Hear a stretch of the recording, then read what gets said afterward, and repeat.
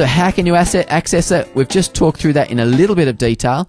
If you've reached your preservation age or turn 65, you can take it in the form of lump sums.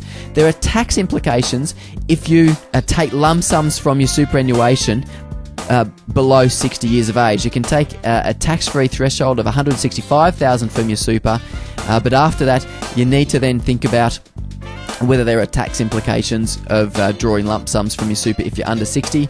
If you're over age 60, then you can draw out your money totally tax-free in the current environment. If you have reached your preservation age but not met a condition of release, which means you're still working potentially, then what you can do is you can start a non-commutable account-based pension, which basically means you can draw up to 10% of the balance of that fund each year.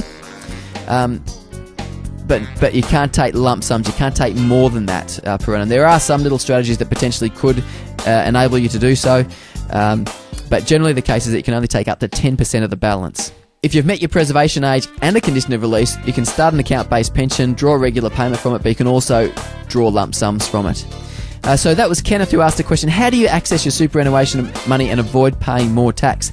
Well, if you are 60 years of age and move your money to pension phase, that's the best way to avoid tax in relation to your super, because if you make drawings from it, you pay no tax, there's no tax within the fund, it's the best way to do it. And can you have a part-time job and still access your super? Yes, as long as you've met your preservation age. Now, there are minimum amounts that you need to draw from your super if you move it to pension phase, and those minimums for this next financial year, the 2012-13 financial year, are 75% of the standard amount. So the standard amounts that you need to draw is 4% of the balance of your super if you're in pension phase, whereas